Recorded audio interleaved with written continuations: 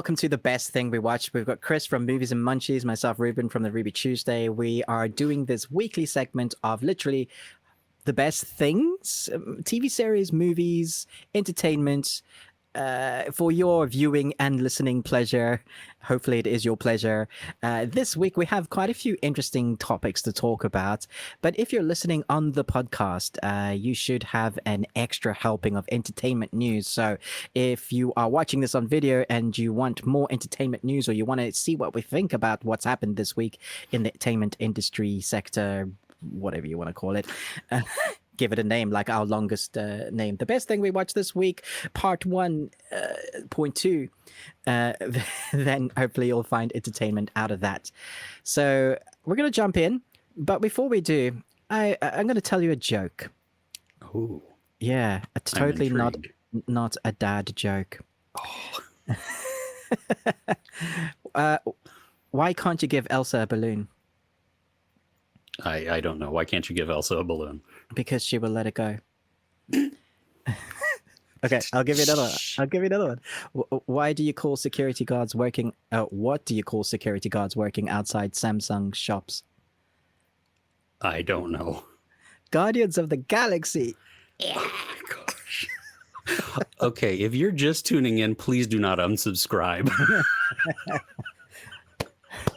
I love those jokes. I'm going to share them with my children who are adults, and they will hate me. Yes. All right, Chris, what is first on your list after those terrible jokes? Oh, my goodness. Okay, so really, we've talked about this in the past because you got to see it early, but I just got to see it this week, and it's Shang-Chi and the Legend of the Ten Rings. Cool. Oh, my gosh. I was blown away by this. I mean, the kung fu, the camera work just blew me away with how it follows and just interweaves through environments and around the characters. I mean, the fight sequences are top notch, and I love that it's not really anything we've seen in the Marvel universe thus far, especially with all of the just the kung fu and the extreme martial arts. And I loved it so much. So I saw it at a press screening here. And then the next night, I had bought tickets, and me and my son went and saw it again. And I got to tell you, I loved it just as much, if not more, the second time, because that's interesting. I caught more details. But you had mentioned the score and the soundtrack, and I enjoyed it the first time. But I think I was on overload of just, taking everything in. And so I got to really experience more the second time going. And oh my goodness, the theme for the movie that they play at the climax towards the end in that big battle, they play it through the credits, and then it's interwoven throughout. Oh my goodness. I mean, it gives me chills. Like, I cannot wait to buy. I'm hoping they have it on LP so I can just blow it through the house on my turntable. But I want, it definitely added to my Spotify list because it was so much fun. So I'm glad one I listened to. It really is good. I mean, and it's that mix of you have some hip hop, you have some electronic, and then like a traditional, I would say traditional, and because I'm white and not Chinese, I'm hedging lightly here. But it sounds like there is some traditional Chinese music through it, and then with a modern influence at times too. And so it really, it paired so well and was just beautiful to listen to. And so I had a blast through, through everything. So we didn't get to talk about spoilers. Do you want to talk about those end credit scenes? Is anything that stood out to you? I think so. Yeah, this is okay. So spoiler warning, if you're listening, if you're watching, it has come out in theaters. So, you can just skip ahead. We put chapters in the time codes too for YouTube. So you can just skip past the little, the spoilers here. I think for me, the biggest question I have is, how is Bruce Banner now? Yeah. I thought. Did you notice his arm was still broken? It is, yeah. He's still got it in the sling. It's still damaged from when he, as Hulk, did the snap, brought everybody back. So I love that continuity, but it's almost like like me and my son were talking, like, are they trying to retcon something? Are they changing something? So I'm hoping that we'll get answers.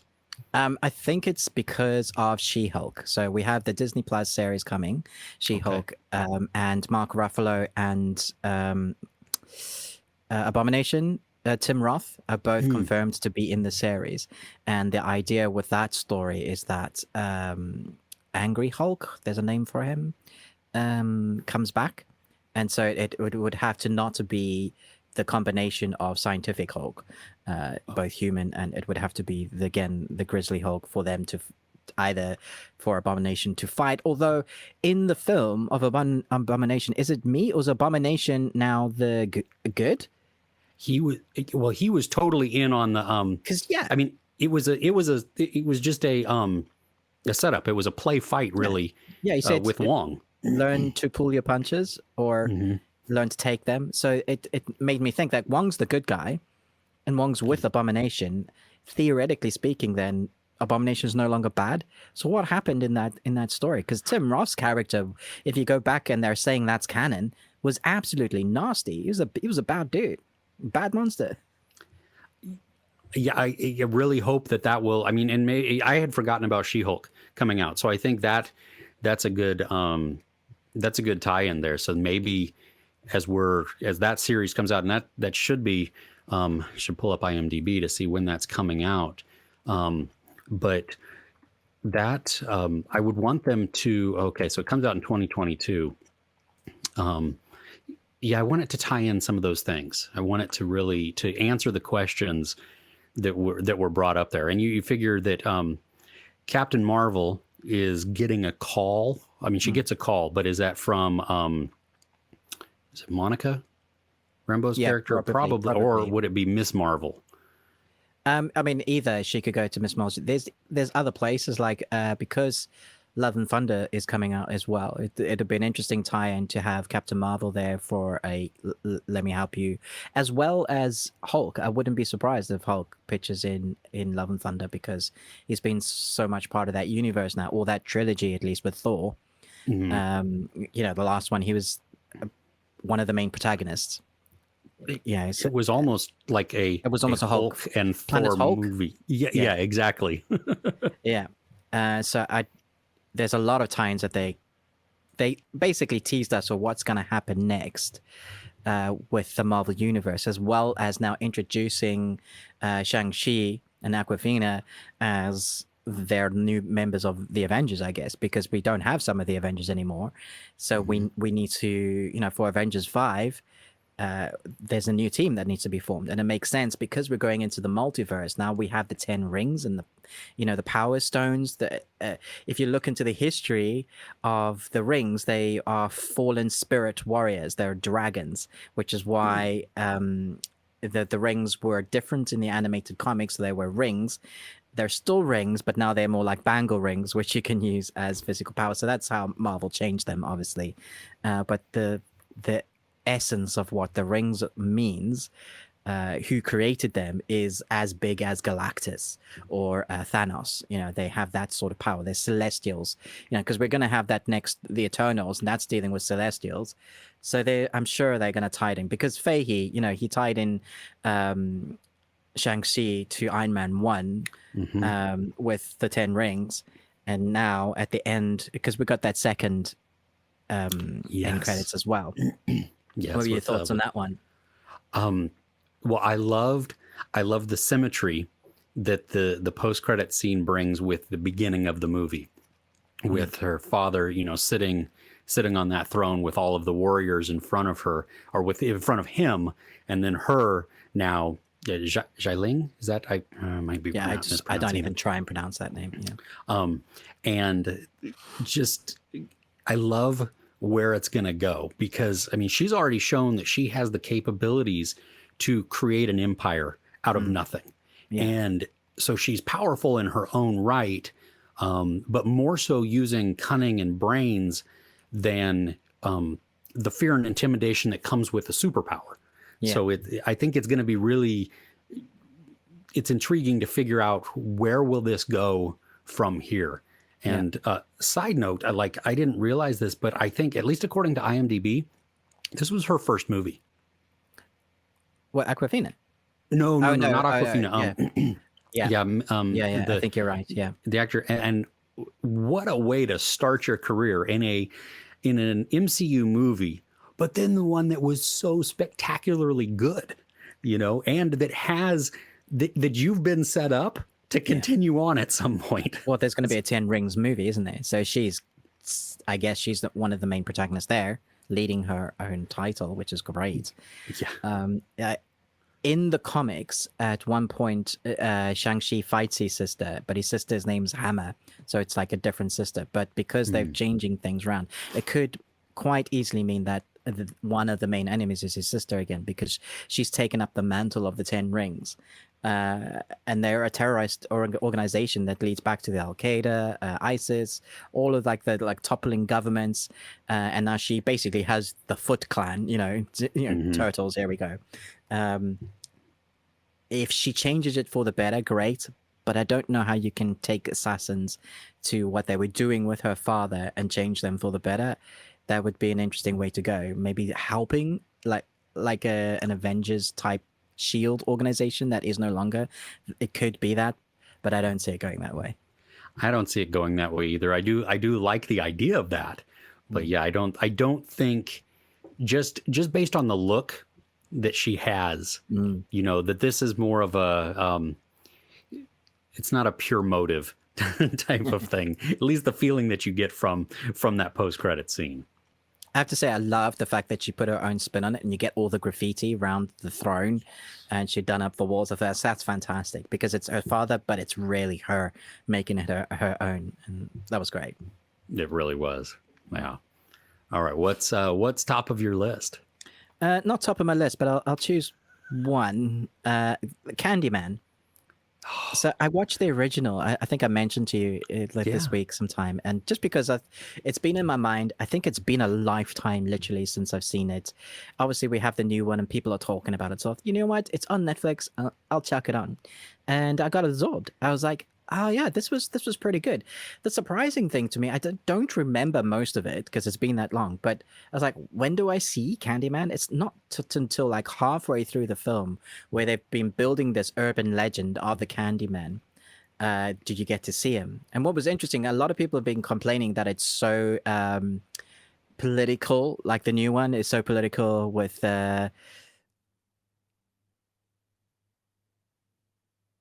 hello? Oh, sorry. Yep, I'm there. Audio cut out. Sorry. Not political. What's the word I'm looking for? It's so... Social commentary? Yes, social commentary. Okay. Thank you.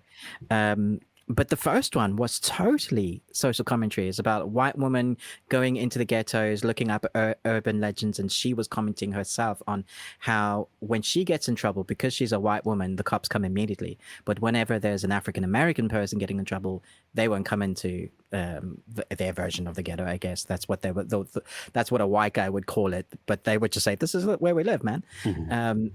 And so, yeah, even that one, I was like, yeah, even though you're complaining about it, how long has it been since you watched the original? Because I think it will mess with your head a bit. Like, this is what the original was always about. So in comparison to the new one, I think it's really done its groundwork and gone, yeah, we're taking what the first one stood for, the social commentary, we put that in the new one.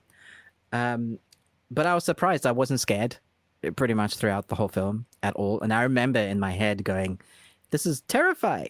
It's amazing how let's not say Candyman in the mirror 5 times. Yeah, that game that you still kind of play when you're in the bathroom. All you have to do is listen to last week's podcast when you're like, at night, going for a wee. But it is far gorier than I remember. Like, it's properly visceral, like some of the dismemberments of bodies. And there's a bit of trivia I learned. Let me know if you know this. So the actor who plays Candyman, there's a scene where there's a bunch of bees on him because that's part of the lore of Candyman with bees.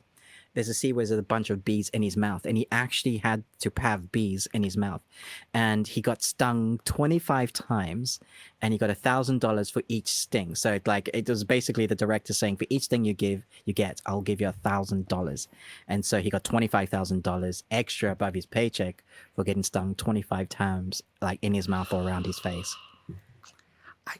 Okay, I didn't know that. I'm not sure though that would entice me. Yeah, I don't know, because the thought that goes through my head is, okay, yeah, I expect to get maybe stung on the tongue, but what happens if I accidentally, when I get stung, go like, inhale in your quickly, throat, and then it swells up, and then you die. Yeah, that's exactly it. Yeah. No, thank you. I mean, that's, and I don't, the image of Nicolas Cage from, was it Wicker Man with all the bees and the bees, that pops into my head too. Yeah, no, no, I'm not putting bugs in my mouth, which is probably why one of the many reasons why I'm not an actor. But yeah, or spiders. I don't like spiders. We found a brown recluse in our house today in the UK. Well, in the US, you get those, don't you? And they were originally from, I think they were South America, so originate. And they've jumped on some boats and they're gone, we're going to go over to Ruben's house and scare the crap out of him because we found one. And I was like, those bite you. You can have to amputate some fingers, man. Yeah, they're not good. So I don't do spiders well. No. No. You should do top 5 spider films. Oh gosh. Okay. Yeah. It's that it on maybe the those will October work into their animal horror ones too, because that is truly horrifying. Right. That there. is horrifying. Oh no, thank you. No. So what's next on your list? Well, okay. So it is a South Korean series on Netflix called DP, or Deserter Pursuit. And I watched it last weekend and I enjoyed it, but now that I've had a week to sit with it, I've enjoyed it more. As my head has processed, and then hearing just what other people have had to say, especially I've had so many comments from people who actually were conscripted into the army. So it's basically, it tells a story of the South Korean army where every male, once they reach a certain age, is obliged to join the military for a set number of years. And there are very few exceptions that can get you out. Typically, it's just out of privilege or maybe out of some medical excuse or reason why you can't go in. And then what it shows is just the massive amount of hazing and disrespect and abuse and bullying and all of the stuff that goes on. Now, I'm not Korean. I don't know anybody who's ever gone through that. So I had to watch it with maybe this is true. Maybe this is blown out of proportion as a commentary. I mean, the message though is farther reaching than just within the military. Because it talks, it has that social commentary of, well, when you bully people, when you treat people this way, just because you can, this is what happens. And so it's got buddy cop elements to it, because Deserter Pursuit, what happens is these people who are bullied, they're like, I don't want to do this anymore. I'm out of here. And so they leave the base and they run away and they go AWOL. Well, they have some military police, a special segment of that, who go out and find them and bring them back. And so you have these two people who are paired up, and one is kind of a little goofier, but he's not like goofy and just stupid. I mean, he's goofy. He's more a little lighthearted, but he's very focused. And his way is not the wrong way to do things. It's just different. And then you have our main protagonist, who is very buttoned down, very serious, very focused. And he also, they approach it differently, but they work really well together. And so just as the series transitioned for me, and especially in my head, where it just, I appreciate more of the story arc and the chase that occurs. You have a couple of episodes that they're not standalones. I mean, the series, I think it's 6 episodes. I mean, it builds on each other.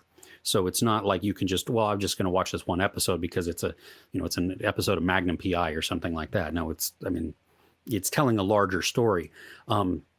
but the last couple of episodes really ramp up in just everything that they do. So from the tension, and there's urgency, there is real peril there, and there's just, I mean, it's not terrifying, but it's scary because you feel for these people, and you feel like a lot of the emotion, especially as it begins to flash back to things that occurred to people and what they went through and how that got them to where they are in their journey. And so it's, if you haven't seen it, it's heavy, but it's so well done. And really, the first episode, I don't think it found its legs yet. When you get to the second episode, that's where it really began. For at least for me, it grabbed me in the second episode, and was like, okay, now we're really going. And so, as I'm watching the first one, I'm like, I don't know where this is going. I don't know if I'm going to enjoy this, especially because I went in with a different mindset from when I saw the trailer of what the tone of the show was and of what the whole purpose was. And it was the trailer. I got more of a whimsical feel, or a fun type of feel. They played up some more of the comedy aspects, which are there in little bits, but that's not the focus of the show. So, am I right in thinking that it's based on a graphic novel? It is based on a webtoon. Yes. Okay. And so I tried to find examples of it online, and I couldn't really, at least in just a quick search, to be able to pull like imagery or something like that to use it as an example. But I saw a couple of stills, and it looks really well drawn. And most people, though, that have commented haven't been fans of the webtoon or even mentioned the webtoon. They've really talked about their experience in the Korean Army, and either how it was when they were there and how it matched the show, or how it has improved since they've been in, since modern times, but even acknowledging that, well, it still kind of does exist. And I don't think it's gone, because I mean, otherwise I wouldn't be able to relate to the show either. You know what I mean? If bullying and if abuse like that had disappeared, well, then we wouldn't really have anything that would resonate with anybody. And so it does exist. And yeah, true. Yeah. Does it wrap up the story, or is there potential for more? The story that we're watching has a conclusion to it.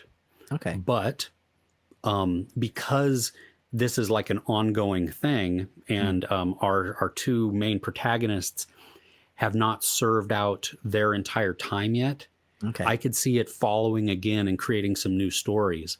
I don't know if it will, though. I don't know if it was designed as a limited series, because either way, I mean, I felt satisfied with watching it. Right.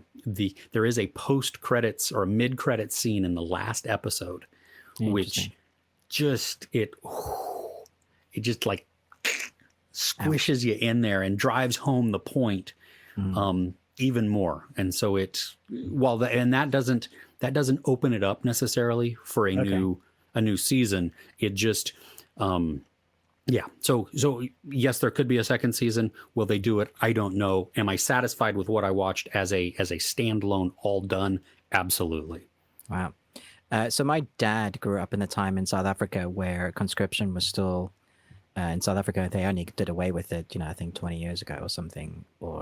So he had to do 2 years in the South African army, and he was a chef and a guard with the attack dogs. And so he had some very interesting story. But what was worse than that? So my dad married my mother when I was 5. And for 11 years afterwards, every year for 2 months, he had to go back and continue. So for 2 months of the year, for 11 years, he had to do 2 months. And so there were so you get your 2 years of conscription, and then 2 months you got to give up. And the wages were really basic, really low. And the stories, as you can imagine, they're very similar. There's stuff that is just... My dad's of the opinion that everyone should do it because it teaches you, in the old sense of the word, to man up. It really will teach you, life is this tough. If you can get through these 2 years, you can get through anything. And it gives you some backbone, I guess. And I kind of agree with that, but also I would never want to send my kids to that. So yeah, I can imagine this is quite hard hitting. I'm going to put it on my list. I've been watching people's reviews. I watched yours and Austin's, and everybody just has really great things to say about it, especially like cinematography, acting, the pacing of it, but hard hitting. Yeah. So it sounds like it's definitely one to watch. Yeah, absolutely. Yeah. And I gave it, I think 3.5. And really, if I were re-reviewing it after having a week to sit in it, I think I would give it closer to 4.5 now. Okay. Well, I mean, that's good. There's some albums of like audio stuff, like new albums I'll listen to and I'm like, I love it. And then I go back to it and the more I listen to it, the worse it gets. But then there's some like that just get better and better on listen. You might not have loved it at first. Muse is like that with me. U2, some of U2's earlier albums. But yeah, so if you have entertainment series that seem to get better or just in your mind, that means it's probably more complex that's I guess sometimes we're used to getting like generic good guy, bad guy stuff. And this one has a deeper resonance that your mind has to sit with and kind of work out how it actually feels about it, which is interesting. It's got something to say. Yes. And it's something important to say too. I think that's also good. Yeah. Not just for the sake of it. Yes. So coming out this week on Wednesday on Netflix, and the embargo is lifted, but I'll do my best not to say anything because I know you'll be jealous of this one. Is Into the Night, the second season. Oh, how did you already get that? Wow. Okay. Nice. Yeah, no spoilers. No spoilers. But I will say, I think I mentioned briefly last week that we watched the first 2 episodes. I think there are only like 6 episodes again. It's a really short season. But I was like, the tempo's off because we're no longer in the plane. We're in the bunker as they've shown, like at the end, they get to a bunker. So new location, new members are added to the group. There's a different dynamic. We've got soldiers, and other people that I won't say about, but I have to say, like midway through episode 2, it just picks up on the pace again, and you're still not in the sky. It's because our characters get split up in groups, and everything that's happening to them is like a day in 24. Things just go wrong, and you're wondering who's going to survive at the end. You literally don't know who's going to live. So if you were counting, you're like, I really like that character. Oh, never mind. Okay, cool. Great. Thanks for that. Once again, you have that intro and outro score that really gets you into it. It's got those drum deep bass, like, and then they jump into it and you're like, oh my gosh. And they ended with that as well. And so you're just like pushing A or whatever on your console, your remote, put the next one on. But they're only like half an hour. The thing that this second season did well, though, for me, is it opens up the world. So where the first season is just in the plane and you're figuring what's going on, you're running from the sun, well, you're flying away from the sun, and you're learning a bit about your characters and their backstories. This one manages to open up the backstory of the new characters, and as that does that, you find out more about what's actually going on in this new world. And so it really feels like we're going to be here for a long time to stay. Like I could imagine there being 4 or 5 seasons out of this, because I don't see there being a conclusion to the story anytime soon. But that's not to say there weren't conclusions to a story. They just left it like, this is just the beginnings. This is a taster, guys.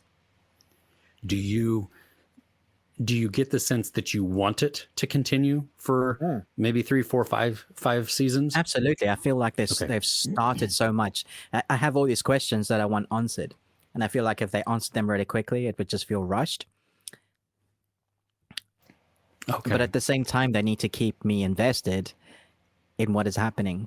And that's character. So if you kill all my favorite characters off, who am I going to root for? So it's a fine line. Yeah, absolutely. Because and I think that's it's needed for some of our modern shows to take those risks, to be willing to off a character. I mean, Lost did it to some degree. Game of Thrones, absolutely. The red winning. Yeah, exactly. And so we see, I think more and more in modern, we see that, okay, the writers are willing to take a risk, but where is that risk? And, how many can we kill off? And if we kill off one that is like everybody's favorite, is there a way to bring them back in a way that feels natural, that doesn't feel, forced? Or do we risk shooting ourselves in the foot by taking that risk, because that's a huge gamble right there. That with if you alienate your audience because they loved that character so much, but then also you've got to, as a creative, you're kind of like, I applaud you for taking that leap there and trying to guide the story in a new way. I mean, Stephen King says that's the best thing you can do is kill your darlings. If it hurts you to kill your character when you're writing it, then it's going to hurt your audience. If it hurts, then you're doing a good thing. And I'm like, no, I don't want to. Yeah. Yeah. Like, how much can you hurt your audience, though? That's I think that's probably there's probably some examples that we could look at. None come to mind, though, of where it changed the trajectory of a show or a movie in a negative way because you killed off somebody that you really shouldn't have killed off. Well, I think 24 might be a good example because there's only so much you can see a character go through until it becomes non-believable. Like the traumatizing events that a character can go through daughter losing loved ones, eventually that no matter how talented or how strong or how gritty you are, you're going to lose it. You're not going to be able to continue. And so you have to have a break, which is why some series do it really well. You give Marvel does this well. They'll go through a really big event that will have them traumatized, but then you'll have them sitting down together and eating a meal, or like just taking a break, and then you feel like, okay, I can rest now with my characters. It's giving you more joy feelings as you're watching them eating hummus. But then like stuff is still going to happen, or worse things are going to happen. But because they've recouped, you've given them some time. You're basically giving your audience time to breathe. It's the whole thing about comedic timing at the right moment to not have it terrifying all the time. You basically allow it's like a beats in a movie, right? Mm-hmm. So you have this tempo that just scary, comedy, breathe. And then scary, and breathe. Not scary, because if your adrenaline's up here all the time, eventually you zone out. You become numb to it. Yeah. Well, okay. So I'm looking forward to that. That comes out this week. So Into the Night, season 2. That was one that did that. The first season surprised me. Like I just happened to stumble on it kind of. And I'm like, oh, I'll check this out. And oh, wow, this has grabbed my attention quite well.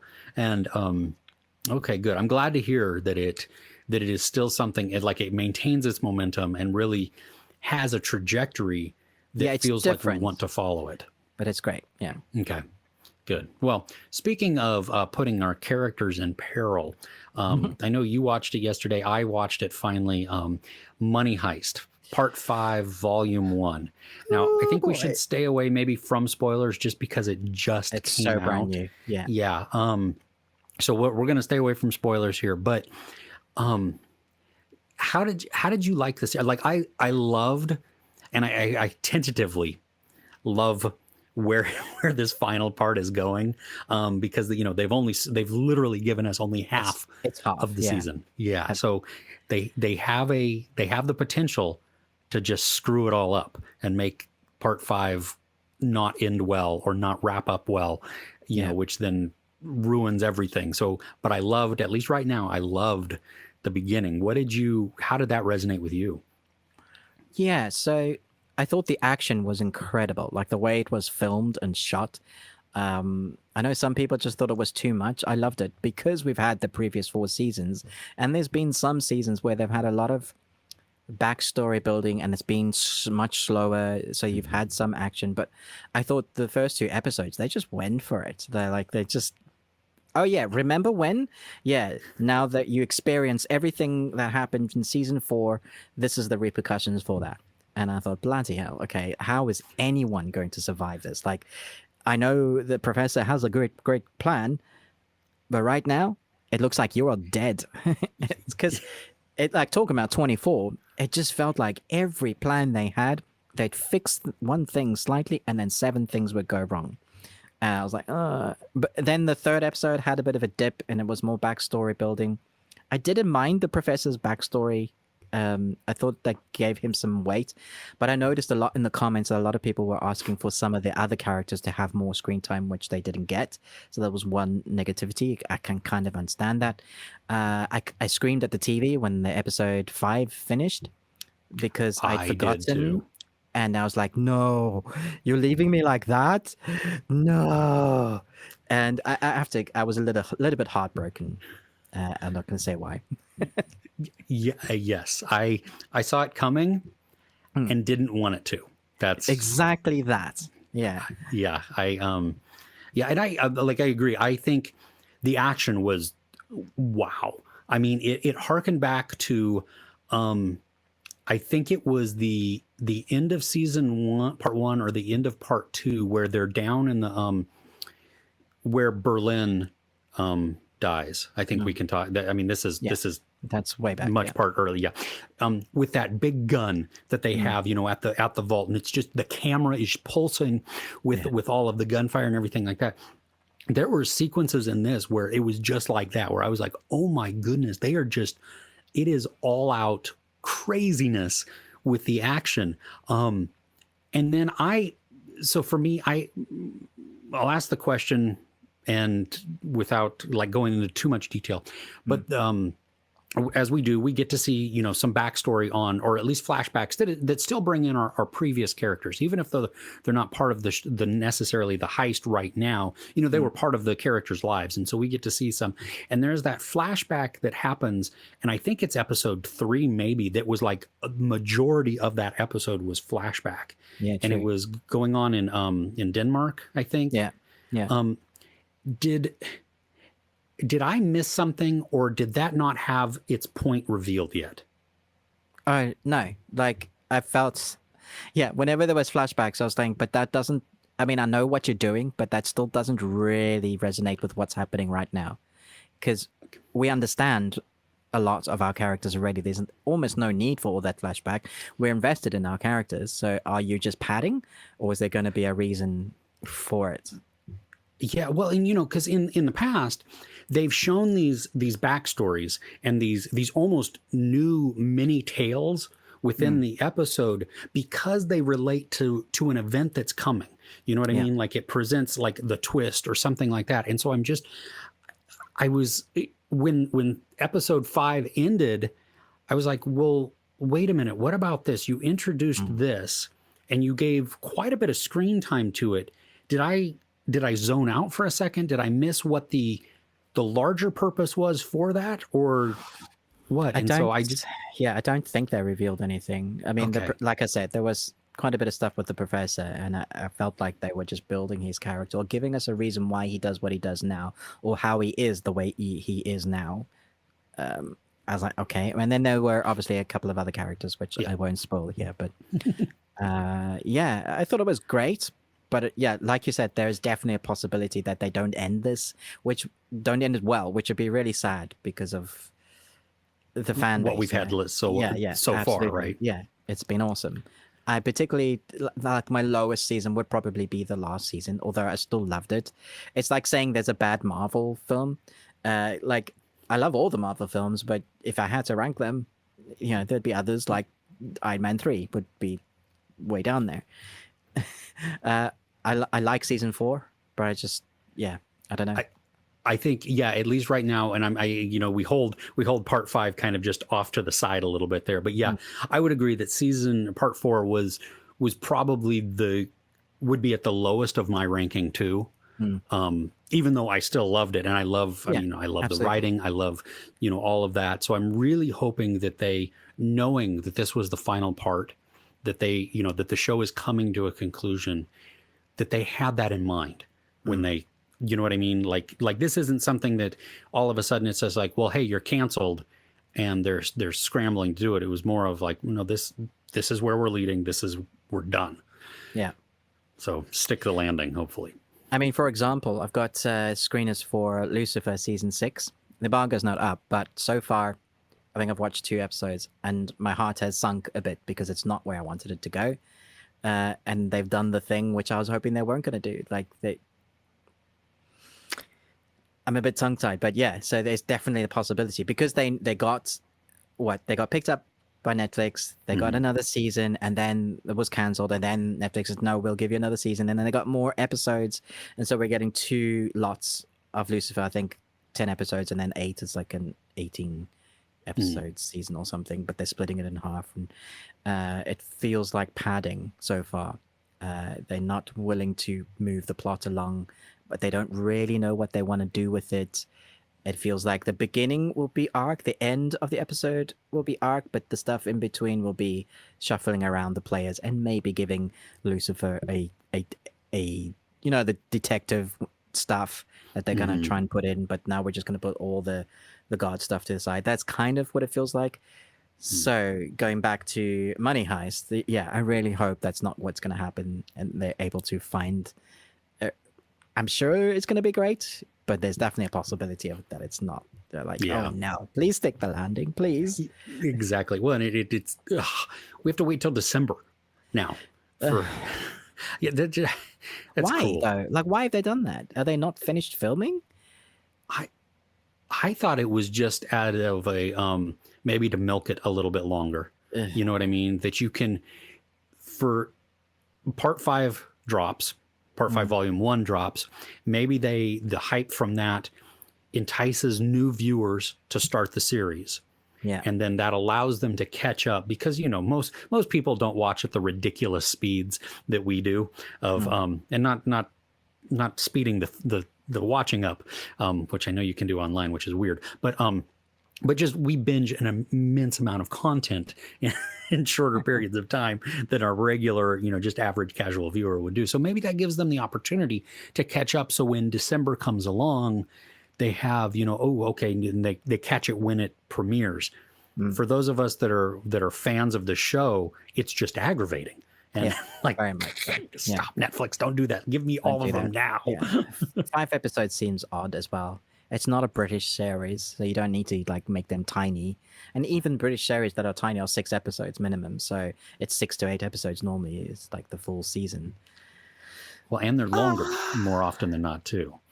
Yeah. So like hour-long episodes, but 6. Yeah. Aggravating. All right. Yeah. All right. Anything else on your list? Not really. We watched a lot of TV, like old stuff on Netflix. We watched Jennifer Lopez in Enough, really old film where she marries this dude who seems like he's a great dude. Then he turns out to be a wife beater. And then the poster has her in gloves where she learns to protect herself. But the film is 2 hours, but the first hour and 40 minutes of the film is her running away and trying to avoid her very rich husband who has ties to everyone. She keeps, and then the last 20 minutes is her training and defeating him. And I'm like, that's great, but the poster is very deceptive. Well, that sounds unbalanced too. Yeah, it is. I mean, it's a great film, well acted, well put together, but we expected kind of like a training montage halfway through and that kind of stuff. Very well put together. And another one that we've been talking about in our home about a reflection of society today that wasn't well received when it first came out. There's a film with Justin Timberlake called In Time. It's all about film where time is currency. When you hit the age of 25, your clock starts and you have a year from then. Well, depending on where you land on society is how much time you have, but you have an amount of time and then it's currency. So you got to pay your bills, rent, you can gamble with it. But if you time out, you die. And so in the rich scale ends of things, the really rich, they have a million years or decades. And so it's the reflection of that on today is still there. The rich get richer, the poor get poorer. And Ethan, one of my sons, actually watched this in RE, so in what you call societal studies. And so it spawns a discussion because if you had time as currency, what would you do with it if you were always clock watching? If today was your last day, what would you do? Would you do anything to get more time, or would you live like it's your last hour or your last day or your last year? So although the film itself is quite cheesy, although I do appreciate Justin Timberlake, and I think people give him a hard time because he's a singer, singers can't act, but But I was really impressed with him in this. I was like, that's all right, man. That's decent acting. I got a bit of a soft spot for this film, I think. And by the time we got to the end, I was like, that wasn't bad. That was all right. Have you seen it? I have when it first came out, and so I remember enjoying it. And like you, I haven't seen Justin Timberlake in a lot of things, but was he in the movie Bully also? Yeah, I think so. Yeah. And I really liked him in that, or there was some movie like that, where he wasn't a nice guy, but he pulled it off really well. And I remember liking In Time too, that it just, the concept, The definitely concept's really interesting. really cool. Yeah. I think it's good to hear that the message is still relevant, Yeah, the juxtaposition of that, thinking about what's happening in society today, that's a conversation starter for sure. When I wonder too, I mean, like the more I think about it, gosh, and maybe it's just because I'm older now than when I saw it, it feels like it's more relevant Absolutely. in today, than it was when it came out. And that truly could just be because I'm now farther along in life. And so I have more of appreciation for the lack of time I have left. Yeah. Or it's also just the, I value my time more in different ways. And so what used to be, career chasing maybe at the beginning is now it's less about career chasing and more about sitting in some of the things that bring me and my family enjoyment. You know what I mean? Or that give us more time together. Change, yeah. Exactly. Yeah. So that's cool. I may have to revisit that. Was that on Netflix or did you just rent it? Or yeah. Okay. Cool. I'll have to check that out. What else do you have on your list? I tried last night, brand new series. It's on Epix. And so I decided to just give it a watch. I'm only one episode in. I think there's only 2 episodes out with a third one coming very soon. Or maybe there's only 1 episode and the next one's coming. I've only seen the first episode. It's called Chapelwaite. Chapelwaite. And it's with Adrian Brody. And it's kind of gothic horror. No, not a comedy at all. No, it is. Yeah, it's gothic horror mystery. Maybe. Intrigued. It's quiet. It's there's a little bit of ghost story, at least that it feels like it could go that way. You have this dad who is a ship captain who his wife passes away, and we learn that within the first minute of the show.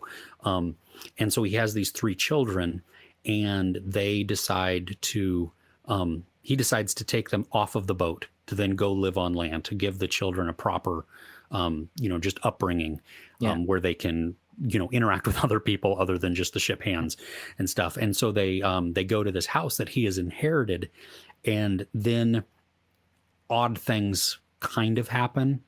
It's more so there's like history with the house, history with the town. And so they are seen as outsiders in so many different ways when they enter this town. So I hit my microphone there. And so I don't know necessarily where it's going, which that doesn't bother me. The pace is, it's not slow, but it is patient. It's drawing me in. Adrian Brody he's kind of doing this whisper thing. He's very quiet in a lot of his. He is normally though. It's kind of his acting style. Yeah. So it works. It's also a little frustrating at some points because I'm like, just speak up. Can someone turn his volume up? Yeah, exactly. And he's very patient. He's very not proper is not the right word. Restrained. Maybe you feel almost like he's holding something in. And maybe that's an aspect of the show because there are things that we see that really are like, whoa, what? Okay, where is this going to go? I don't know how many episodes there are. It has captured me enough to want to continue to the next episode. And we'll see. What's it on? Epix. Yeah, I don't think we get that in the UK. I'll have to hunt for it. Okay, I think you can get it through. You can set it as an Amazon Prime channel or channels through Amazon. And I don't know how that works in the UK. Yeah, we get versus some the of that US. here. Like we get Okay. stars and all of that. Yeah. Okay. Shutter. Mm. Okay, yeah. So you might be able to do it through there. And so we'll see where it goes. I don't know. I mean, I'm engaged enough. Yeah, like I said, I want to see more of it. I'm enjoying the acting. I'm enjoying the atmosphere. It's very dark, mysterious, creepy. Just something that you're like, ooh, this is foreboding. And so yeah, I really like Adrian Brody. The Pianist is one of the most horrific films I've ever seen, but phenomenally acted by him and the cast. And then I liked Predators as well with him. I didn't mind him in Predators. I thought it was really fun, and I wanted more from him in that world because it was less bulky dudes, more human, but kind of trained, being stuck on an island, on a predator island, not Earth, having to survive being hunted by the predators. And I liked it. Thought it was fun. So him at the helm with his sort of style, I think, especially if it's gothic. Always like me a bit of gothic. So do you know how long it's going to be? I don't. Let me see if I can pull up. Does it on feel like IMDb. it's a long listed one? It feels like it could be. I don't know if they. No, IMDb doesn't even have. Oh no, they have. 10 episodes. Okay, yeah. So how long are the episodes? they're about an hour. Right. And so it moves along. Like I didn't feel rushed, but I didn't feel bored either. Like, I mean, it was, good. Yeah. It's a patient pace. But it knows where it's going. And so it's deliberate in its patientness. Is that a word? Patience? Patientness. I like patientness. But so it doesn't drag us along. I mean, it moves us through the narrative, but it also doesn't like, oh, well, I'm going to just take you here. We're going to take the audience on a journey because we're setting up that atmosphere, and we're really, and they, even when they introduce a character, I mean, you bring them in slowly, and then you kind of solidify them. And even though it's one, I've only watched the first episode. I mean, I have become invested in several of the characters because of just what I've learned about them, even in small bits. There's not a lot, like, especially the children, there's no backstory to them. Right. I've just met them, but I'm endeared to one of them.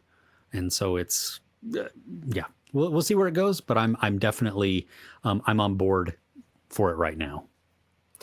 Cool. Is that your list?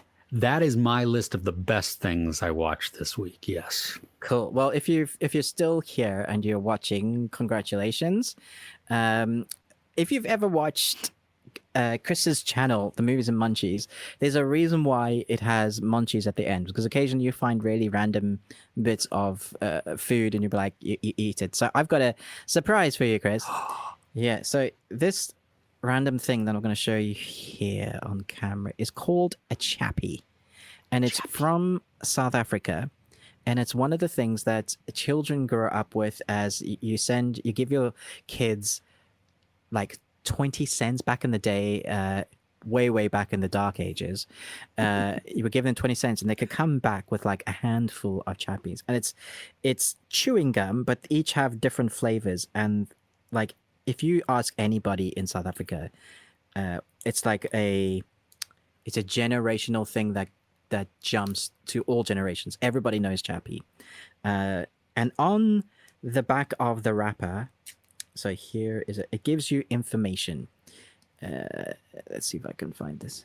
Here we go. Did you know? Okay, so here we go. Did you know ancient Egyptians shaved their eyebrows to mourn the death of their cats? See, we're learning. Did you know that? I didn't know I that. did not, but you know what? I am a font of useless knowledge, and I love it. Oh my gosh, I've got to get me some of these because Yeah, you can get them. Like, I'm sure you'll have South African shops. They crop up everywhere now. Did you know Antarctica is the only continent without reptiles? that makes sense. I mean, I it didn't makes know sense, that, but it I makes didn't know sense. it. Yeah, okay. Did you know, as of July 2012, Hashim Amala is the only South African cricketer to score a triple century? I didn't know that, nor do Oh, I I care. did. I you knew that? totally follow South Oh, you do? African Oh, cricket. okay, cool, Yes, well done. yes. You're a better South African than I am. No, what? My cricket knowledge starts and stops with the Fantastic Mr. Fox. Nice. I do love that film. It's a great Yes. film. Okay. Last, did you know? Did you know astronauts become taller in space due to the lack of gravity? What does I want to gravity question that. I does want to that question stretch that. you out? We're gonna have to ask Google, but yeah. Yeah, I Apparently, want there's all the did you knows. It won't focus. There we go. It even has that Egyptian eye on it. And Nice. this flavor is banana. So there you go. It tastes like banana chewing gum. Now, how does so I know we're getting off on a tangent here, but hey, welcome. I don't know if it's available over in the UK or not, but Fruit Stripe gum is it's renowned for the flavor that it has and that it lasts for about a second. So you put it in your mouth, you start to chew, you feel the flavor, and then all of a sudden it's gone. So how does that flavor on the Chappies last? Does it maintain for a while, or is it, I've chewed for a minute and now it's just rubber in my mouth? Yeah. Started off strong. Okay. Kind of a fake banana taste. Okay. Still there. Oh, okay. This is riveting for you guys, I'm sure. I'm riveted. Yeah, it will last about 30 seconds and then it'll go. And then you're Okay. just chewing for the sake of chewing. Okay. Or you're practicing your bubbles. Oh, well, there you go. Well, see, there is something to be said for that. So that's outstanding. Well, I am going to have to look for some Chappies. Any tie into the movie? Because, Neill Blomkamp is South African, correct? Yeah. So, So there's slang Okay. for the word chappy or chap. Very old English chap as a man. And then you get chappy, a smaller man. But obviously you also get chappies, which is definitely a tie-in. So yeah, little link to a movie there for you from Neill Blomkamp, who should have done an Alien movie by now, but because of Ridley Scott, who said no, you can't. We still haven't got an Alien movie yet, but he is coming up with his first horror. Really? Yeah. So look out for that. I'm sure we'll talk about that in the future. Obviously, as a former South African, Neill Blomkamp is the dude for me. So Well, and we are also still waiting for District 10. So it's coming. No. Is it though? Yeah. You're like no. I'm not. I would have believed you several years ago, but now no. And maybe it's better it doesn't. Maybe it's too long now. because District 9 is spectacular. So we'll just maybe it sits there and just the tease is enough. But I just want to know what happens. Are they coming back? absolutely. Yeah. Oh goodness. All right. So let's see here. Some things that we're looking forward to coming up this week. Maybe we'll make this quick just because we are approaching an hour mark. But I've got 3 movies on my list. Just rattling them off because I haven't seen them yet and I don't know exactly a ton about them. But Malignant coming to theaters and HBO Max. Okay. I think HBO Max, at least globally, maybe theaters globally as well. Kate on Netflix, which is Mary Elizabeth Winstead. Just this assassin type of girl with a timeline or a time limit attached to her, which I think could be really good. Looking forward to that one. And then Prey, which is a kind of an outdoor thriller chase movie, maybe horror also, well, like horror-ish aspects within it, but not a horror movie, more of the thriller. Those are the 3 that are I'm really anticipating for this week. Oh, and Into the Night also. But Yes. Ruben, what are you, anything? So I'm that you're currently looking forward watching Kid Cosmic. I think I mentioned it briefly a couple of weeks ago. The more I've watched of it, it's just fun, bonkers silliness. If you love the first season and you thought they were mental, because they're now in space, it's just much crazier. Just embrace your silliness. It's like one of my favorite game reviewers calls it diarrhea Christmas lights, when there's so much color on screen and there's like lasers and action. That's what this series is when it gets into the action. Diarrhea Christmas lights. I don't know how to give you a more positive silliness about it. And it's so much fun. So that's what I'm really looking forward to finishing and reviewing. that's top of my list. Apart from the ones that you just mentioned, Kate, I'm really looking forward to. Prey could be good, also could be crap. Who knows?